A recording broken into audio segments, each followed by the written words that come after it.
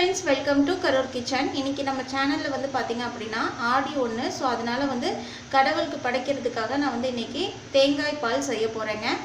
அதுக்கு வந்து பாத்தீங்கன்னா ஸ்டவ் ஆன் பண்ணி கடாய் வச்சு இதுல 2 ஸ்பூன் அளவுக்கு பாசி பருப்பு போட்டுருக்கேன். சோ இப்போ இந்த பாசி பருப்பை வந்து நல்லா வந்து வறுத்து விட்டுக்கலாங்க. இந்த தேங்காய் பால் பாத்தீங்க அப்படினா திருமணமாகி 1 வருஷம் ஆனதுக்கு அப்புறம் தலையாடி கொண்டாடுவாங்க இல்லையா, அவங்களுக்கு எல்லாமே வந்து இந்த தேங்காய் பால் வந்து செஞ்சு கொடுப்பாங்கங்க. இப்போ பாசி பருப்பு வந்து நல்லா வறுத்துக்கலாம். பாசி பருப்பு வந்து நல்லா கொஞ்சம் நிறம் மாற அளவுக்கு வறுபட்டுருச்சு. இப்போ இதை தனியாக ஒரு கப்பில் மாற்றிக்கலாம். அடுத்தது வந்து மிக்ஸி ஜாரில் நான் வந்து 1 மூடி தேங்காய் துருவி போட்டு வச்சுருக்கேங்க. இது கூட வந்து 2 ஏலக்காய் சேர்த்துக்கிறேன். அது கூடயே இப்போ நம்ம பாசி பருப்பு வறுத்தோம் இல்லையா, ஸோ அதையும் ஆட் பண்ணிக்கிறேன். இதில் வந்து நான் தண்ணி ஆட் பண்ணிக்கிறேங்க. இப்போ இதை நல்லா அரைச்சி பால் எடுக்க போகிறோம். ஸோ இப்போ இதை ஃபஸ்ட்டு நல்லா அரைச்சிக்கலாம். இப்போ தேங்காய் பால் வந்து நான் அரைச்சிருக்கேங்க. இப்போ அதை நான் வந்து வடிகட்டிக்க போகிறேன்.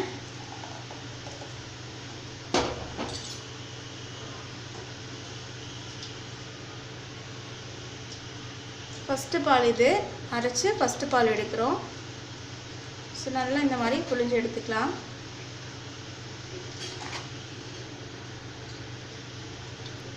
மீதி அரைச்சதையும் ஊற்றி இதே மாதிரி நான் பால் எடுத்துக்கிறேங்க.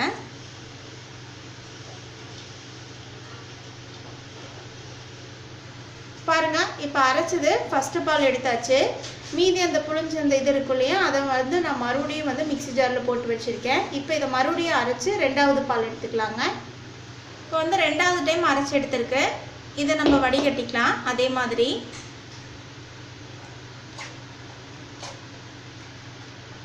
ஃபுல்லாக வடிகட்டி எடுத்துகிட்டு உங்களுக்கு காட்டுறேங்க. பாருங்க, 2 டைம் அரைச்சி நல்லா இந்த தேங்காய் பால் வடிகட்டி வச்சுருக்கேன்.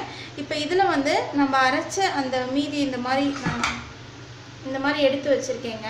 ஸோ இதில் வந்து நான் கொஞ்சமாக வந்து ஸ்பூனில் ஆட் பண்ணிக்கிறேன். அடுத்து வந்து தேங்காய் பால் செய்கிறதுக்கு நான் இந்த மாதிரி ஒரு பாத்திரம் வந்து ஸ்டவ் ஆன் பண்ணி வச்சு அதில் வந்து பார்த்திங்கன்னா 100 கிராம் அளவுக்கு வெல்லம் வந்து இந்த மாதிரி பொடியாக நுணுக்கி வச்சுருக்கேங்க. இப்போ இதில் வந்து நான் வந்து தண்ணி சேர்த்திக்க போகிறேன்.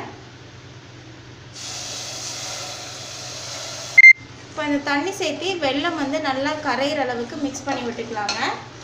பாகு பதத்துக்கு இருக்கணும் அப்படின்னு இல்லை, வெல்லம் வந்து கரைஞ்சாலே போதும். பாருங்கள், வெல்லம் வந்து அந்த கட்டி எல்லாமே நல்லா கரைஞ்சி இந்த மாதிரி நிறைய வந்துட்டுருக்கு. இந்த ஸ்டேஜில் நம்ம வந்து ஸ்டவ் ஆஃப் பண்ணிவிட்டு இதை வடிகட்டி எடுத்துக்கலாங்க. அடுத்து தேங்காய் பால் செய்வதுக்கு வந்து ஸ்டவ் ஆன் பண்ணி இந்த மாதிரி ஒரு அகலமான ஒரு பாத்திரம் வச்சுருக்கேங்க. இதில் வந்து நம்ம வடிகட்டின தேங்காய் பால் வந்து நான் ஊற்றிக்கிறேன். இப்போ இந்த தேங்காய் பால் வந்து பார்த்திங்கன்னா ரொம்ப வந்து கொதிக்கிற அளவுக்கு சூடாகக்கூடாது. நல்லா கொஞ்சம் மிதமான சூடு இருந்தாலே நம்ம வந்து இப்போ நம்ம வந்து வெல்லம் முறுக்கணும் இல்லையா, அதை வந்து நம்ம இதில் வந்து வடிகட்டி விட்டுக்கலாம். இப்போ லேசாக இந்த தேங்காய் பால் வந்து சூடாகட்டும். இப்போ தேங்காய் பால் வந்து லேசாக சூடாயிடுச்சுங்க. இப்போ நம்ம வெல்லம் உருக்கணும் இல்லையா, அதை வந்து நான் வந்து வடிகட்டி சேர்த்திக்கிறேன். அந்த கசடு மாதிரி இருக்கும். ஸோ அதனால தான் இந்த மாதிரி வடிகட்டி சேர்த்துக்கிறது. இப்போ நல்லா வந்து நம்ம கிளறி விட்டுறலாங்க.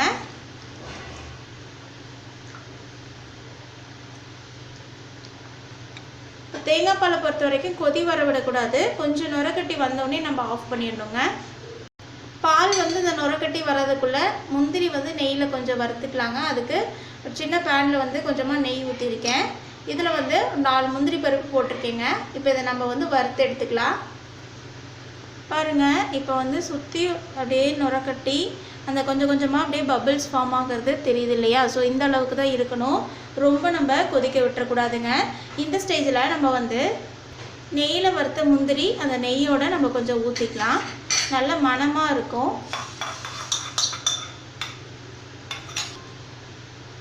ஊற்றிட்டு நல்லா ஒரு முறை கிளறி விட்டுறலாங்க. அவ்வளோதாங்க, நமக்கு சூப்பரான தேங்காய் பால் ரெசிபி தயாராகிடுச்சு. இந்த ரெசிபியை உங்கள் வீட்டு கிச்சன்லேயும் மறக்காமல் ட்ரை பண்ணி பாருங்கள். ஆடி மாத ஸ்பெஷல் அம்மனுக்கு படைக்கக்கூடிய துள்ளு மாவு எப்படி செய்யுதுன்னு பார்க்கலாங்க. அதுக்கு நான் வந்து இன்றைக்கி பார்த்திங்க அப்படின்னா 200 கிராம் அளவுக்கு பச்சரிசி எடுத்திருக்கேன். இந்த அரிசி வந்து பார்த்திங்கன்னா நல்லா கழுவிட்டு ஒரு அரை மணி நேரம் போல்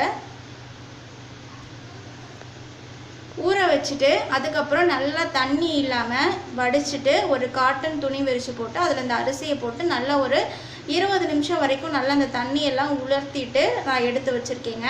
இப்போ இதை நம்ம மிக்ஸி ஜாரில் போட்டுக்கலாம். பாருங்கள், இப்போ வந்து அரிசியை நான் மிக்ஸி ஜாரில் போட்டு வச்சுருக்கேன். இது ரொம்ப நைஸாக அரைச்சிடக்கூடாது, கொஞ்சம் பருப்பருப்பாக அரைச்சி எடுத்துக்கலாம். பாருங்கள், இப்போ வந்து அந்த அரிசியை நல்லா மிக்ஸி ஜாரில் போட்டு அரைச்சி இந்த பதத்தில் நான் எடுத்து வச்சுருக்கேன். ரொம்ப நைஸாக அரைக்கலைங்க, கொஞ்சம் பருப்பருப்பாக தான் அரைச்சிருக்கேன். அப்போனா தான் வந்து துள்ளு மாவுக்கு வந்து நல்லாயிருக்கும், கையில் பிடிக்கிறதுக்கு நல்லா பிடிமானமாக இருக்கும், அதே மாதிரி டேஸ்ட்டும் நல்லாயிருக்கும். இப்போ இது இருக்கட்டும். இதில் வந்து தேங்காய் துருவல் சேர்த்துக்கிறேங்க. நல்லா அந்த வெள்ளை கலரில் இருக்கும் இல்லையா அந்த தேங்காயில், அதை மட்டும் துருவி எடுத்திருக்கேன். ஸோ அந்த தேங்காய் துருவல் ஆட் பண்ணிக்கிறேங்க. இப்போ தேங்காய் துருவல் சேர்த்துட்டு நம்ம ஒரு ஸ்பூன் வச்சு இல்லை ஒரு கரண்டி வச்சோ நல்லா நம்ம வந்து கிளறி விட்டுக்கலாம். இப்போ இதுக்கு தேவையான அளவு இனிப்பு சேர்த்த போகிறோம். நான் வந்து இன்றைக்கி வெல்லம் போட்டுக்கிறேங்க. வெல்லம் நல்லா பொடிச்சிட்டு ஆட் பண்ணிக்கிறேன். வெல்லம் சேர்த்து நல்லா நம்ம கரண்டி வச்சு கிளறி விட்டுக்கலாம். உங்களோட இனிப்பு சுவைக்கு ஏற்ப நீங்கள் வந்து கிளறிக்கலாங்க. இப்போ நாளைக்கு வந்து ஆடி செவ்வாய், ஆடி வெள்ளி இந்த மாதிரி நாட்களில் நம்ம வந்து இதை அம்மனுக்கு படைச்சிட்டு கோயிலில் வந்து அம்மன் கோயிலில் பிரசாதமாக கொடுப்பாங்க. நம்ம வீட்லேயும் இதை செஞ்சு அம்மனுக்கு நம்ம படைச்சு வழிபடலாம், ரொம்பவே நல்லது. இன்னும் கொஞ்சம் வெல்லம் ஆட் பண்ணிக்கிறேன், பத்தாதனால இப்போ இன்னும் கொஞ்சம் ஆட் பண்ணிக்கிறேங்க. இப்போ கை வச்சு நம்ம கிளறி விட்டுக்கலாம்.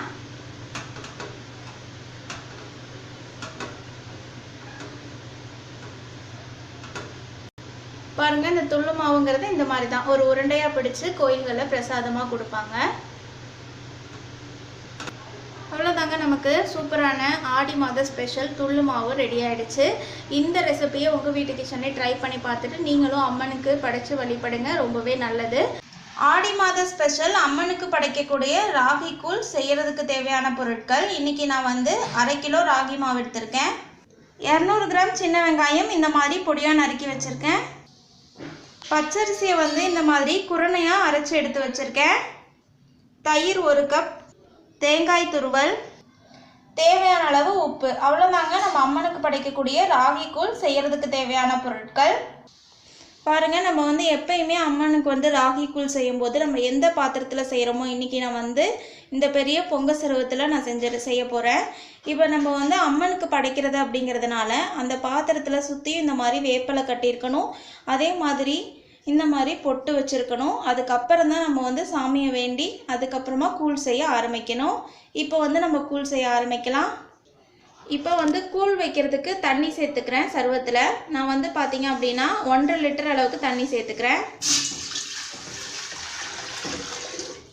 இப்போ வந்து நம்ம சருவத்தில் சேர்த்துருக்கக்கூடிய தண்ணி வந்து கொஞ்சம் நல்லா சூடாகட்டும், கொதிக்கக்கூடாது, ஓரளவுக்கு சூடானா போதும். இப்போ வந்து ராகி கூழ் செய்கிறதுக்கு ராகி மாவை இப்போ நான் கரைக்க போகிறேன். அதுக்கு வந்து பார்த்திங்க அப்படின்னா 1/2 கிலோ மாவு எடுத்திருக்கேன். இதுக்கு வந்து 1 லிட்டர் அளவுக்கு தண்ணி சேர்த்துக்கிறேன். பாருங்கள், இப்போ இதை வந்து நல்லா இந்த மாதிரி கிளறி விட்டுடலாம். பாருங்கள், இந்த அளவுக்கு நம்ம நல்லா கலந்து விடணும். அப்போனா தான் வந்து கூழ் வந்து கொஞ்சம் கட்டி இல்லாமல் நல்லா இருக்கும். பாருங்கள், இந்த அளவுக்கு நல்லா கரைச்சிக்கலாம், அப்போனா தான் கூழ் வந்து கட்டியாகாமல் இருக்கும். பாருங்கள், 1 லிட்டர் தண்ணி எடுத்தது இல்லையா, அதில் வந்து பாதி அளவுக்கு தான் தண்ணி சேர்த்து நல்லா இந்த மாதிரி மாவை கரைச்சி வச்சுருக்கேன். கூழ் செய்கிறதுக்கு கட்டி இல்லாமல் இந்த அளவுக்கு இப்படி கரைக்கணுங்க. இப்போ வந்து பாருங்கள், நம்ம சருவத்தில் வச்ச தண்ணி வந்து நல்லா சூடாயிடுச்சு. இப்போ இதில் வந்து அரிசி குருணையை சேர்த்துடலாம். பச்சை அரிசியை நான் இந்த மாதிரி குருணையாக அரைச்சி எடுத்து வச்சுருக்கேன். இப்போ இதை வந்து நல்லா இந்த மாதிரி கிண்டிக்கலாம். பாருங்கள், நம்ம தண்ணி சூடானோடனே குருணை சேர்த்துனதுனால நல்லா இந்த மாதிரி கிளறி விட்டாலே அந்த குருணை வந்து வெந்துடும். பாருங்கள், இப்போ வந்து நான் கரைச்சி வச்ச ராகி மாவை இந்த மாதிரி கொஞ்சம் கொஞ்சமாக ஊற்றி நல்லா இந்த மாதிரி கை விடாமல் கலக்கிக்கணுங்க. அப்போனா தான் கூழ் வந்து கட்டி இல்லாமல் நல்லா இந்த மாதிரி தண்ணியாட்டம் இருக்கும். ஃபுல்லாக இப்போ சேர்த்து இந்த மாதிரி கை விடாமல் கலக்கிக்கலாம். பாருங்கள், இந்த அளவுக்கு நல்லா இந்த மாதிரி கிளறி விடணும். இப்போ ராகி மாவு சேர்த்து பாருங்கள், கூழ் வந்து நல்லா இந்த அளவுக்கு கிளறினதுக்கப்புறமா தண்ணி சேர்த்துக்கிறேன். நான் ஏற்கனவே எடுத்திருந்த 1 லிட்டர் தண்ணியில் பாதி தண்ணி வந்து மாவு கலக்கிறதுக்கு எடுத்திருந்தேன். அதில் மீதி இருக்கக்கூடிய 1/2 லிட்டர் தண்ணியை இப்போ இதில் நான் சேர்த்துருக்கேன். இப்போ இந்த தண்ணி சேர்த்துட்டு இந்த மாதிரி பாருங்கள் நல்லா இந்த மாதிரி கிளறி விடணும். கூழ் வந்து எப்பயுமே கட்டியாகவே இருக்கக்கூடாது, கட்டியாக இருக்கக்கூடாது.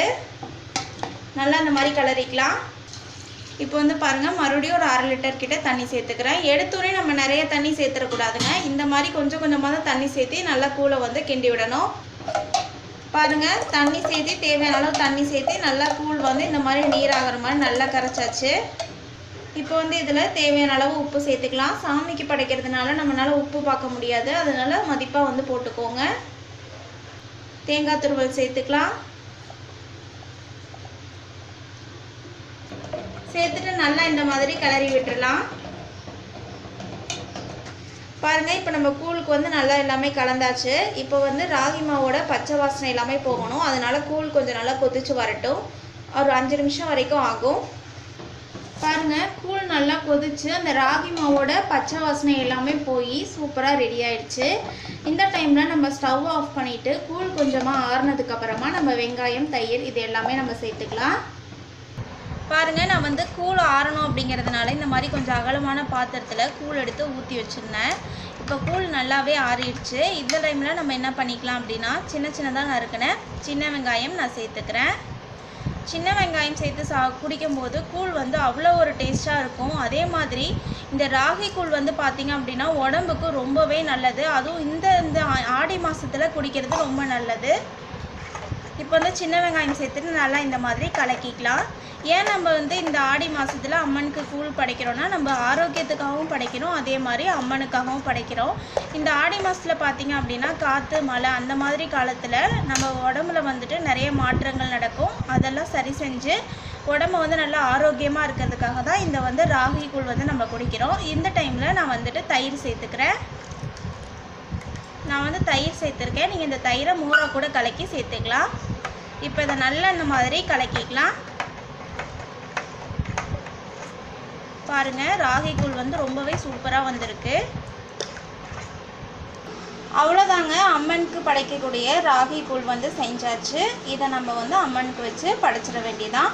அவ்வளோதாங்க. இதே மாதிரி உங்கள் வீட்லேயும் ஆடி மாதத்தில் ராகி கூழ் செஞ்சு அம்மனுக்கு வச்சு படைச்சி ஒரு 10 பேருக்கு கொடுத்தீங்கன்னா ரொம்பவே நல்லது.